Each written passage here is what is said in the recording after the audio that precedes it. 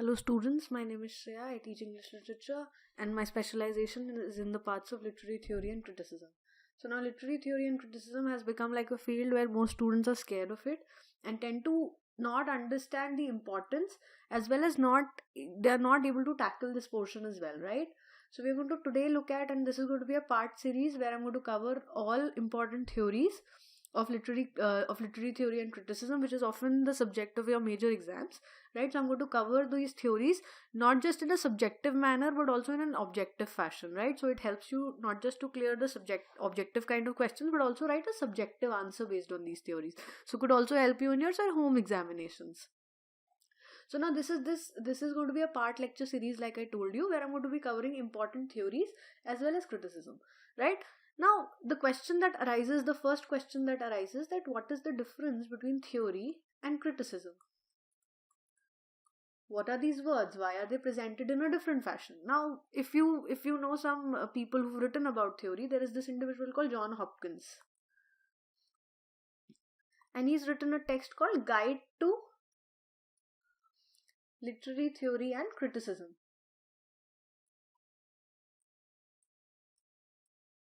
Where he tends to use the words interchangeably, right? He's used theory and criticism as words that are interchangeable. But my favorite example of the difference that you can make, and my favorite way of explaining the difference, which I often use in my classrooms as well, is a text which is called Text and Context. Right? And it's a text by Stephen Lynn. And what does he say? And as much as I would want myself to be the idea behind the analogy that I'm going to give you, he gives the analogy where he says literature can be compared to travel, right? So he says literature is like traveling, right? So when you travel, literature is equal to travel, he says. Now, how does he compare literature to travel? He says, like, you read a book of literature and you read a text, and through the text, you travel vicariously. You live vicariously through the text, right? So he says literature can be so compared to travel. Now, what is theory and what is criticism here?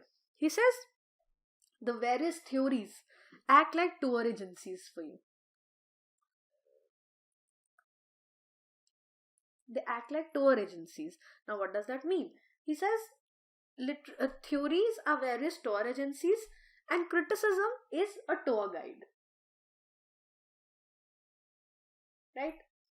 So now there are various tour agencies that are available. So any city that you go to, so for example, if you go to Italy, if you go to the country Italy and you visit Venice, right? Venice is also believed, it has beautiful architecture, but it's also believed to be a fashion. It's important for fashion as well. So it's also a kind of a fashion capital. So if you visit Italy and you go to Venice, there are going to be various agencies that are going to provide you the kind that takes you through all the historical places and takes you to all the architectural places, and there is going to be the other which is going to take you to, say, popular boutiques or say popular fashion stores, right? So these are two kind of tour agencies that you can take, right?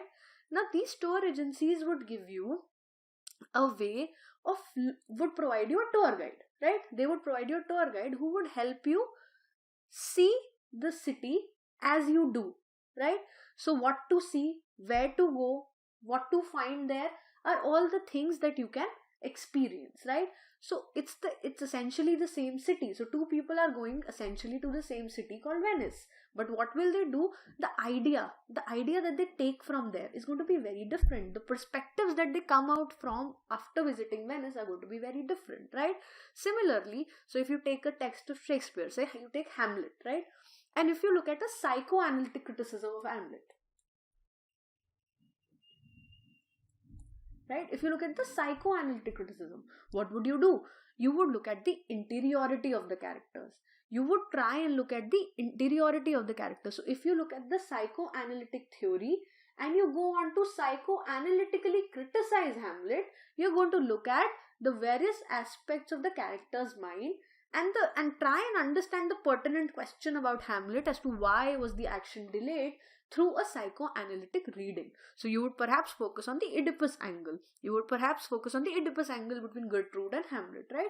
So you use theory, the psychoanalytic theory, which was given to you by Freud and Lacan and Jung, through which they teach you various aspects of the mind and functioning, and you put that in your text called Hamlet, and then you criticize the text psychoanalytically, right? Had this been a feminist criticism, what would you do? You would take your feminist theory, you would look at your Julia Kristeva, or you would look at Irigaray, or you would look at Butler, and then you would take the ideas from those theories, Showalter, Gilbert and Guvar, and you would take all those ideas and put them in a feminist criticism, right? So this is a basic difference between theory and criticism, where you use a particular theory to criticize a text, and that is going to be your perspective of looking at the text from henceforth, right? So whenever you look at a text from, say, like I told you, a post-colonial theory, you take post-colonial theory and you try and criticize a text through post-colonial theory, that is going to be the aspects that you're going to focus on, right? So now we're going to look at some of the important literary theories and how are those theories used to criticize, right? Very important, and I make sure that I tell these to my students in the classroom also, that any theory that you look at, you understand the theory as is, but it's often very difficult to understand that how you're going to use it as a criticism. So what I also tend to do is give them topics, or give them, say, essay topics as to what they can write when they are new critiquing a text, or they are they're using formalism to critique a text, right? So I give them titles, so that helps them create a better picture as to what is the difference between theory and criticism, and how does one use a theory to criticize a text, right? Now moving on to the first one we are going to do here. It's called new criticism, right? Now new criticism, like it says, starts in the middle decades of 20th century America, right? Just a brief idea about when the movement started, what is the political condition, gives you a better perspective as to where you can put the theory in, and why do you think it started, right? So whenever we look at your literary movements, or whenever you look at neoclassical movement moving to romanticism, the tendency is to look why, right? Why did people talking about rationality suddenly change to talking about emotions? Right? What was the trigger? Why did a change happen? What triggered the change, right? So it's always important to look at when a certain theory is happening, to put it in a historical perspective. But as I say this, it becomes an ironical statement, because the new critics precisely didn't want you to do that, right? So what do the new critics say? Right? It's a very important question for every theory, and I'll keep going back to how I teach in the classroom, because this is what I tell them. For every theory, find a what. What is feminism trying to say? 100 things. But just that one thing that encompasses it. What is new criticism trying to say? 100 things. But figure out that one thing, and it'll make more sense when you go back to reading more hefty books on new criticism. And whatever ideas then you come across, right? So if, for instance, you come across the idea of heresy of paraphrase, then you put it into the idea of new criticism and understand how that fits in. Right? I'm going to explain this term. It's an important term related to new criticism. Right? So what is new criticism? So new critics say, look at the text in terms of only the text. Right? What does that mean? Don't look at anything that is outside the text.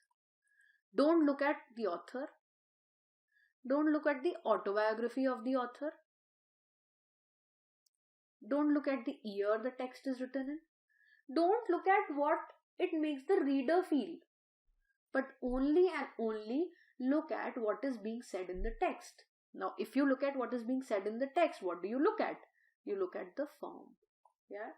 You look at the form of the text. You focus on form more than the content of the text, right? You focus on how the words are used. You focused on the kind of words that are used. If it's a poetry, you focus on the rhyme scheme of the poetry, right?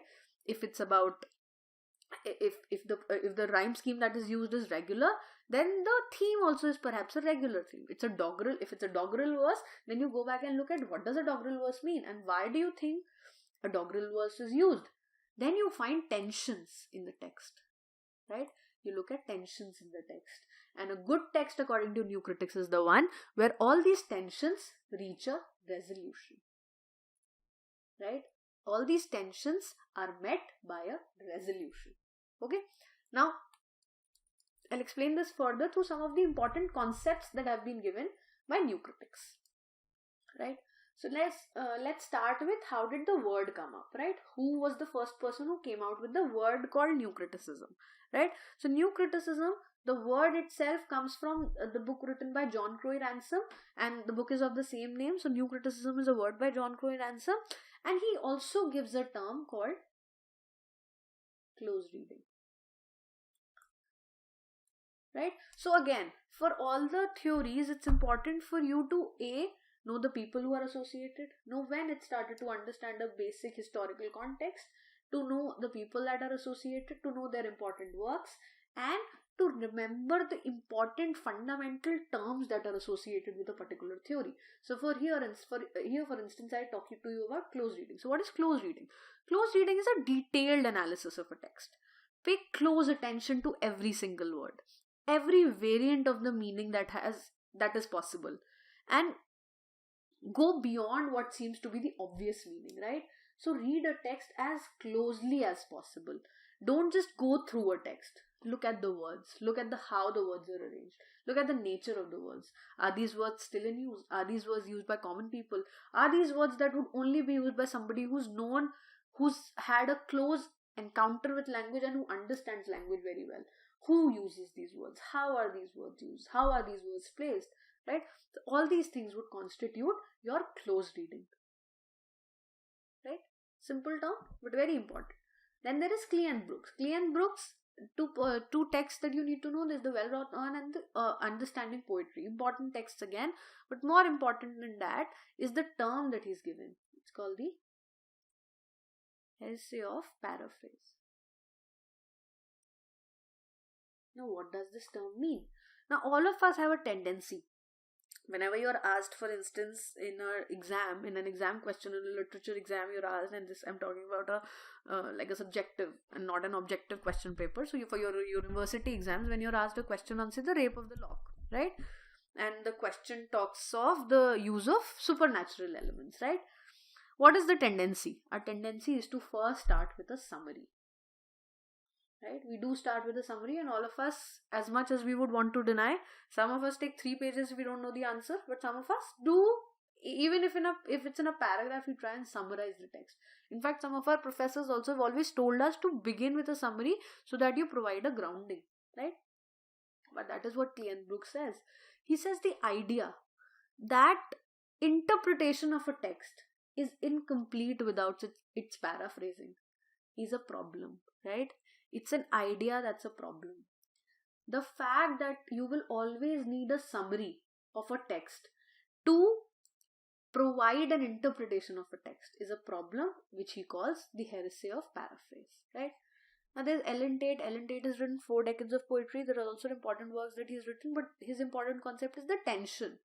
So like I told you, when you look at all these words, what is the intention behind looking all the words and finding the meanings of the word and finding problems in a text through the words only?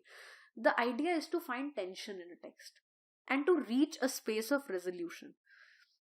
Look for tensions and then understand what brings together unity. How is the tension resolved? How is the tension resolved is your question, right? How do you resolve the tension at the end, right? Then there's I.A. Richards, who's written Practical Criticism. An important, he's also written, it's an important book that's associated with new criticism, but remember that new criticism, through his work, also came to be known as practical criticism. So if there's another word for new criticism that you have to provide, it's actually practical criticism, right? Right, so moving on to some other people who are associated. There's Robert Penn Warren, not very important in terms of the text, but again an important name. He's actually a poet, so there are more poems that he's written, but again an important figure associated because he's an acknowledged poet, so we need to know his name as well, right? There's T.S. Eliot. Now T.S. Eliot is somebody who really does believe in this theory, right? He says, and that is the reason why he does not like Milton and Shelley. So it's a question that you can encounter somewhere, that T.S. Eliot did not really like Milton and Shelley. This is P.B. Shelley and this is John Milton, right? And he was really fond of metaphysical poets. And why is that? Because metaphysical poets kept their emotions and personal lives divorced from the text. Right? There was no relationship between their personal life and the text that they were writing. But is that the same for John Milton and P.B. Shelley? Not at all. Their texts were loaded with things that they were feeling in their real lives, right? So he's really fond of metaphysical poets for that reason, and he does feel that literary criticism is always been something that's not been very systematic. And if you start looking at words and only the words itself or the work itself, you would tend to make it more systemized, and he's in complete favor of making it systematic. However, he also calls literary criticism lemon squeezer school of criticism, where to the extent of looking at each word and finding meaning in each word, he says it's too exhaustive, and so it's not possible, right? Now there are these two gentlemen, Wimsatt and Beardsley. They've written collaborative works. Wimsatt and Beardsley have also written collaborative works along with I.A. Richards, right? Now there are two terms that are very important are intentional fallacy and affective fallacy. Right? So what is intentional fallacy? Intentional fallacy is your reading of a text should not depend upon what the intention of the author is. Right? It should not depend on author's intention, because even if the first thing is all the authors do not write a preface, right? So how do you know somebody's intention? Through the preface. So all the authors do not write a preface. Secondly, even if they've written a preface, how do you know it's true? How do you know it's true? How do you know it's true? Because an author, when writes, there is also the commercial aspect, right? The author wants to sell the text. And that's why when your William Wordsworth, the text came out in 1798. So your lyrical ballads came out in 1798, but the first preface was written in 1818 and then in 1802. Why is that? Because he said, and this is precisely what he says, that I don't want to write a preface so that it seems like an agenda for people to buy my text, right? So that's the thing that could occur. So why do you trust a preface so much? It could just be an agenda to sell the text, and most people don't write a text. No, most authors don't write a preface. So then what do? Do you go back to the author's autobiography? Do you trace elements where they perhaps don't exist, right? And then there is the second one, which is known as the affective fallacy. You should also not focus on what the reader feels. What is the effect that the text has on a reader in order to determine what? In order to determine your understanding or your reading of the text, right? So these are some important words: heresy of paraphrase, close reading, affective fallacy, intentional fallacy, right? These are important terms that make an important understanding. Tension, Allen Tate's tension, right? And then there's William Emerson's 7 types of ambiguity. He is trying to understand the multiplicity of language in terms of understanding the various ways in which a word could be represented and its ambiguity in representation, right? So these are your important new critics, and this is a brief idea, and this is just a brief idea of your new criticism. Moving on now to Russian formalism. Now, Russian formalism is very similar to what I just taught you in new criticism, right? The ideas are extremely similar, okay? Starts in early 20th century Russia. So it's a theory that originates in Russia, and it's very importantly around those regions only, right? Now, there are two groups that are believed to be, and these are the areas that Russian formalism was spread in is Moscow and St. Petersburg. Right? So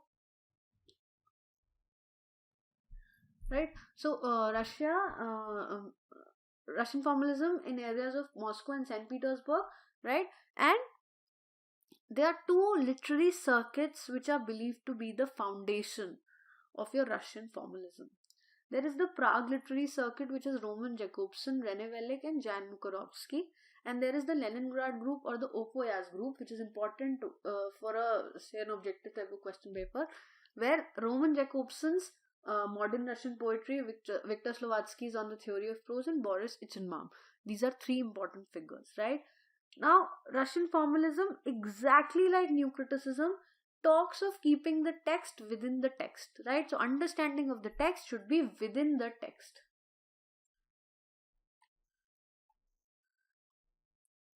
The text in itself is complete. You don't need to look outside at anything. You don't need to go beyond. You don't need to figure out anything else, right? A text is a web where all little pieces are working together to create meaning. So you don't need the author's intention. You don't need to look at the author's autobiography to find that, because then that's another text altogether, and for that text you have to look at that as a web of meanings and find their meaning there, right? So what is your text? Your text is complete. It's a small complex web of meanings where you have to look at the text and find meanings in all these intersections, and this intersection is tension, right? And then how is this tension resolved? Right, by finding unity. That how is this tension resolved is through unity, right? So these are your ideas that are talked of in New Criticism, are exactly ideas that are talked of in Russian formalism also. But there are two things that I wanted to discuss here, which is the idea of defamiliarization, which was given by Victor Slovatsky, and fabula versus use-it contrast, right? So Victor Slovatsky talks of the idea of defamiliarization, which is essentially when you just look at a text and there is nothing more and beyond that you know about the text, and you look at the form of the text, right? When you look at the form of this text, you understand that if it follows this particular set pattern, there is an idea of association, right? The idea of association. If a text is exactly in the form that you've been equipped to see a text in, there is the association that you feel. But if the text tends to take a form that is experimental, there is a defamiliarization. And how does defamiliarization helps? It helps you question, right? This is the same idea as Lyotard in his essay answering the question what is postmodern, focusing on the fact that one must focus on experimentation, and didn't understand people's obsession with having realist texts. Or this is the same idea that Brecht had when he was talking about alienation, and how the alienation effect creates a fourth wall, and how it breaks the familiarization that happens between the audience and the actors. It breaks that. And how does it help in furthering your insight and furthering your questioning nature and your mind, right? So that is the idea of defamiliarization that he talks of. Now there is also the contrast between fabula and use-it. So fabula here is the story, whereas use-it is the plot, right? So what is a story? A story is the chronological sequence of events. So how are A, B and C arranged? And what is a plot then? A story is A after B after C after D. So story is the story itself. So how is everything happening is your story. But what is the plot? Plot is how is the text arranged. So does A follow B and B follow C, or does C come before A and B, right? So all of these, so your shadow lines, Amitabh Ghosh shadow lines, which is in retrospect, where he constantly goes back and comes forth, right? It's when you try and understand the writing scheme, it becomes your use-it, right? How is this text arranged? How is the story told? What is the narrative voice like? What are the aspects that the narrator is focusing on? What are the aspects that the narrator is hiding from us, right? So all these aspects. And so this is all about Russian formalism. So when you do a formalist analysis, what do you do? How do you use the theory in criticism? When you do a formalist analysis of a text, you focus on the text itself and the devices that the text is made up of, and understanding the devices and the way it creates a problem and then reaches a resolution, right?